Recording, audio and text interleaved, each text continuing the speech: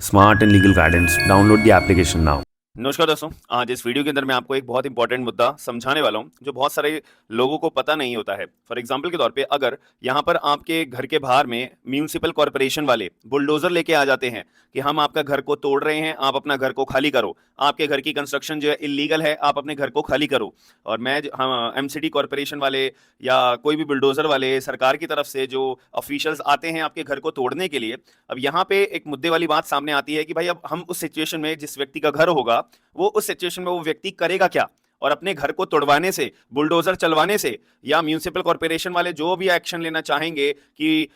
उसको लेने से कैसे आप बचा सकते हो अपने आप को। या फिर एक सिचुएशन ये भी आती है कि फॉर एग्जांपल के तौर पे कि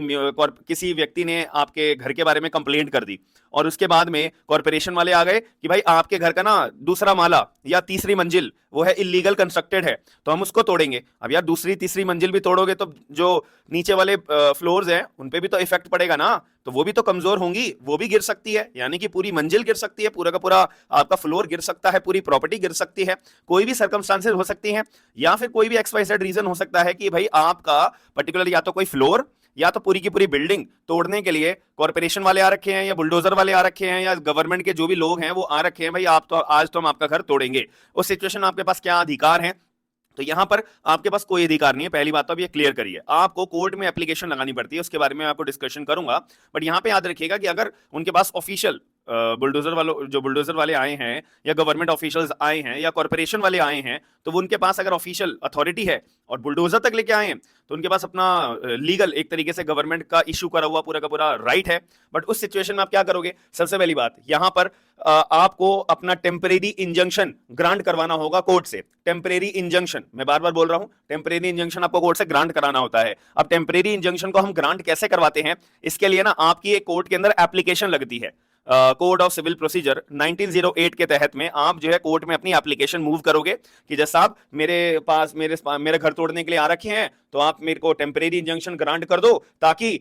वो जो कोर्ट का ऑर्डर है मैं उनको ऑफिशियल्स को दिखा सकूंगा, फिर वो मेरे घर को नहीं तोड़ेंगे टेम्परेरी बेसिस के ऊपर। बट यहाँ पे आप लोग बताइए कि आप एकदम कोर्ट में एप्लीकेशन लगाओगे तो कोर्ट एकदम आपकी हाँ में हाँ मिलाते हुए आपको टेम्परेरी इंजंक्शन जो है ग्रांट कर देगा? नहीं करेगा। इसमें भी टाइम लगता है भाई, इसमें भी टाइम लगता है, 10 दिन 5 दिन का टाइम लगता है। लेकिन इसका एक और इतने टाइम में तो वो बुलडोजर आएंगे और अपना आपका घर तोड़ के चले जाएंगे। तो इसका एक ऑल्टरनेटिव है हमारा order number 39 rule number 3A के अंदर। Order number 39 rule number 3A के अंदर सीपीसी में 1908 के अंदर यहां पे आपके पास अधिकार क्या होता है कि अगर मैं जनरल रूल की बात करूं तो जो हमारा ऑर्डर नंबर 39 रूल 1 की आप जब एप्लीकेशन मूव करोगे तो वहां पे क्या होता है कि कोर्ट जो है आपका एकदम टेम्परेरी इंजंक्शन ग्रांट नहीं करता है। यहां पे जो एप्लीकेंट होगा, जो आ रहा है कि मेरे को टेम्परेरी इंजंक्शन ग्रांट करिए, तो यहां पर as per order number 39 rule 3A rule 3 के अंदर यहां पे साफ बोला हुआ है कि यहां पे एप्लीकेंट को अपोजिट पार्टी को नोटिस देना होता है। जब अपोजिट पार्टी जो है सामने वाली पार्टी को नोटिस दे देता है ऑर्डर 39 रूल 3 का पालन करते हुए, उसके बाद ही यहां पे दोनों पक्षों की बात सुनने के बाद कोर्ट जो है आपको टेम्परेरी इंजंक्शन ग्रांट करेगा। ये एक अपना जनरल रूल है। लेकिन इसका ऑल्टरनेटिव क्या है कि बिना नोटिस भेजे भी अगर आपको अर्जेंट में चाहिए कि भाई बाहर खड़े हैं वो एमसीडी वाले या फिर कॉर्पोरेशन वाले या फिर बुलडोजर वाले आपके घर को तोड़ने के लिए, इस सिचुएशन में आप कोर्ट के पास जाओगे टेम्परेरी इंजंक्शन अपना नॉर्मल एप्लीकेशन मूव करने के बाद में। ऑर्डर नंबर 39 रूल 3A के अंदर एक प्रावधान होता है जहां पर कोर्ट आपको अलाउ करता है कि भाई आप बिना अपोजिट पार्टी को, बिना अनदर पार्टी को नोटिस दिए बगैर भी कोर्ट आपको हाथों हाथ टेम्परेरी इंजंक्शन ग्रांट कर देगा। हालांकि ये टेम्परेरी इंजंक्शन नहीं होता है, ये होता है कि भाई जो एप्लीकेशन आपने मूव करी है ऑर्डर 39 रूल 1 के अंदर टेम्परेरी इंजंक्शन की, वो अभी डिसाइड बाद में करेंगे। पहले आप जो बहुत ज्यादा अर्जेंट में अपना रिलीफ मांगने आए हो ना, तो उसके लिए भाई आप चलो आपको हम इंटरिम इंजंक्शन दे देते हैं। इंटरिम इंजंक्शन जो आगे फर्दर एप्लीकेशन में होगा वो देखा जाएगा, लेकिन अभी आपको बहुत ज्यादा अर्जेंट है तो भाई आप अभी इंटरिम इंजंक्शन ले लो। इसको अपने लीगल टर्म्स में एड इंटरिम इंजंक्शन के नाम से बोला जाता है। तो ये इसलिए ग्रांट करी जाती है कि फॉर एग्जांपल जैसे मैंने आपको सिचुएशन दी है कि बाहर आपके बुलडोजर वाले खड़े हुए हैं, कॉर्पोरेशन वाले खड़े हुए हैं, एमसीडी वाले खड़े हुए हैं आपके घर को तोड़ने के लिए, फ्लोर को तोड़ने के लिए, कोई फ्लैट को तोड़ने के लिए। ये सारी सिचुएशन में ऑर्डर नंबर 39 रूल 3A का यहाँ पे मामला सामने आता है, जो हाथों हाथ आपको इंटरम इंजंक्शन दिया जाता है, टेम्परेरी इंजंक्शन दिया जाता है। फिर उसके बाद इसका मतलब ये नहीं है कि अगर मान लेते कोर्ट ने आपको इंटरम टेम्परेरी इंजंक्शन ग्रांट कर दिया तो आपकी भाई आपको मजे आ गए, आपको कोई दिक्कत परेशानी फेस करने को नहीं मिलेगी, इसका मतलब ये नहीं है। इसमें क्या होगा, जब आपको टेम्परेरी इंजंक्शन की इंटरम बेसिस पे ग्रांट हो गया है, नाउ आपके पास अधिकार होगा कि भाई आपको नोटिस भेजना पड़ेगा अपोजिट पार्टी को, कि अगर नोटिस भेजने के बाद जो अपोजिट पार्टी है वो सेटिस्फाई हो जाती है कि हाँ हमने गलत घर चूज करा था, या हमें तोड़ने की अधिकार नहीं है, या हमें अभी तोड़ने की जरूरत नहीं है, तो वहीं पे मामला खत्म हो जाएगा। और अगर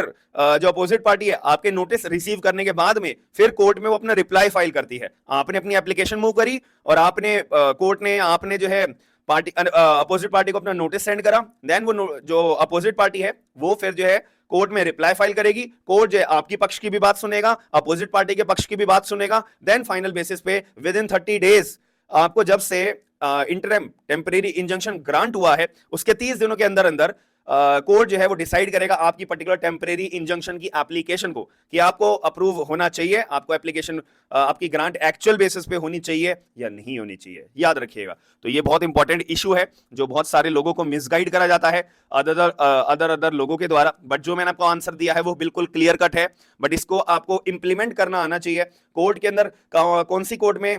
सही जुरिडिक्शन में और सही बेसिस पे सही प्रोविजन का इस्तेमाल करते हुए एप्लीकेशन अगर आप मूव करोगे, हाथों हाथ आपको ये इंटरम टेम्परेरी इंजंक्शन मिल जाएगा, फिर आपका घर टूटने से बच जाएगा या कोई भी प्रॉपर्टी टूटने से बच जाएगी। फिर उसके बाद आप अपना अपोजिट पार्टी को नोटिस भेजोगे एंड उसके 30 डेज के अंदर अंदर कोर्ट जो अपना टीआई की एप्लीकेशन ग्रांट कर देगा या रिजेक्ट कर देगा, वो जो देखा जाएगा। बट इतने टाइम में तो भाई आपका घर टूटने से तो बच जाएगा ना, ये बहुत इंपॉर्टेंट बात है। तो आपको अगर वीडियो के अंदर जो मैंने आपको ये प्रैक्टिकल बेसिस पे लीगल प्रोविजंस बताता हूं जो मैं आपको डेली बेसिस पे, तो आपको अच्छे लगते हैं या नहीं लगते हैं तो प्लीज मुझे कमेंट बॉक्स के अंदर जरूर बताइएगा। साथ में आपका क्या पॉइंट ऑफ व्यू है, और इसके अंदर क्या होता है कि एक ना हमारा ऑर्डर नंबर 39 रूल 4 भी आता है, जैसे कि आपको जब कोर्ट ने एड इंटरम टेम्परेरी इंजंक्शन की एप्लीकेशन आपकी इंटरम